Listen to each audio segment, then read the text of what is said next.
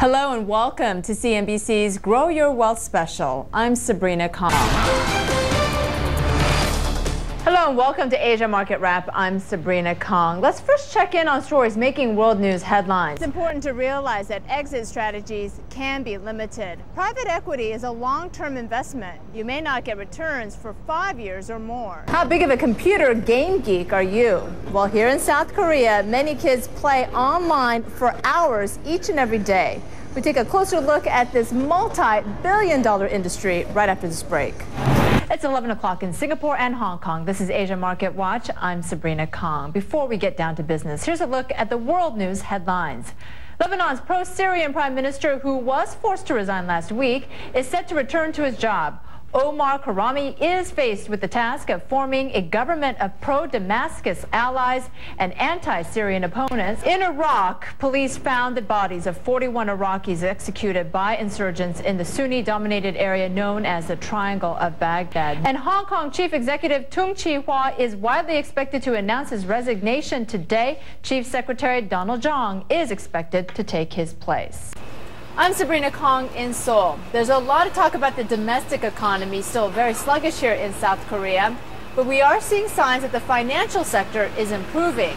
I'll have that report later in the show.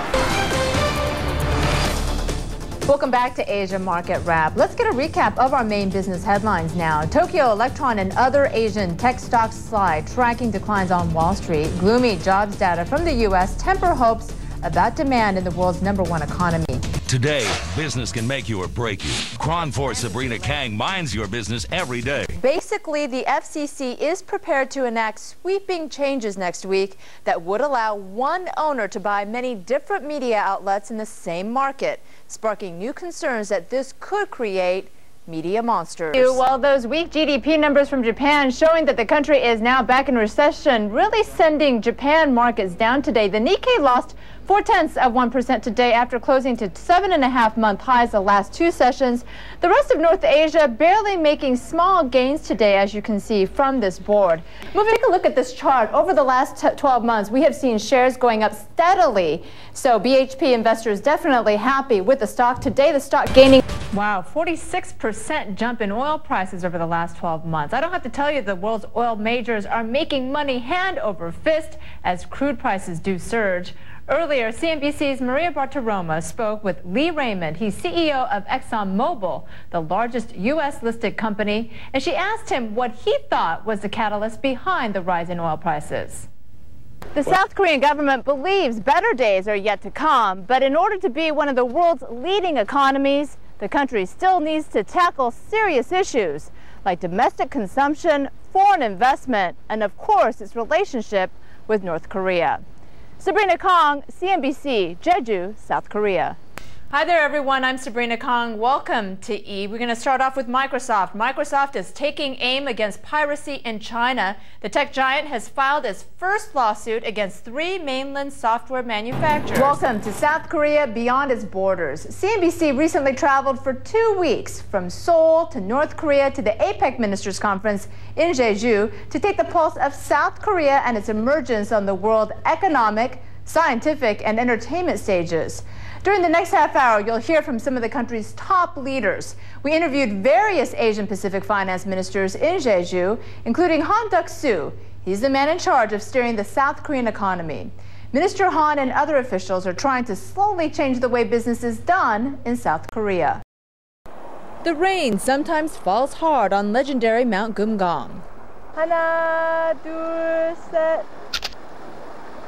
But bad weather doesn't bother most of the South Korean tourists who journey 9 hours by bus to the North Korean resort from Seoul. 82-year-old Lee Young-ee and her younger sister, Lee Kun-ee, were thrilled to visit a place they dreamt about visiting for decades. My son sent me here. It's good to be here. My children paid for the trip. Mount Gumgang is said to have 12,000 different peaks. I came to see all the different peaks.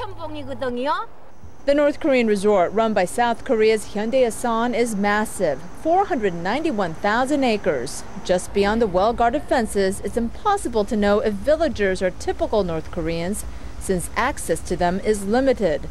Tourists are ordered not to take pictures of the soldiers, most civilians, and their homes. But Hyundai Asan is eager for journalists to spread the word about resort amenities like homegrown entertainment, luxury suites, and hot spring baths. The scenery may be impressive, but the real attraction here is being in the isolated north. For many South Korean tourists, they want to see what life is like in North Korea. Hundreds of North Koreans work at this resort, hundreds more live nearby. Though tourists have limited contact with North Koreans, being here gives many South Koreans hope for reunification. I think South and North is one family. So I just thinking about my dream to look around my North Korea. It took nearly a decade before North Korea allowed Hyundai Asan to build at Mount Kumgang. Since opening in 1998, 1 million tourists have visited. Some say this collaboration has helped to ease tension between Seoul and Pyongyang. That is really a symbolic economic initiative. That was never meant to be a money-making venture, and so a large number of these private as well as government sector South Korean initiatives into the north are more for that idea of building better relations between the two Koreas. I hope to see break even this year. The South Korean conglomerate has lost money from the start. It's already invested $500 million, and the company continues to pay big fees to the north on a 50-year lease. The South Korean construction company is focused on making money. It's building like mad, adding restaurants and hotels to attract more tourists. Years of diplomacy with North Korean officials seem to be paying off.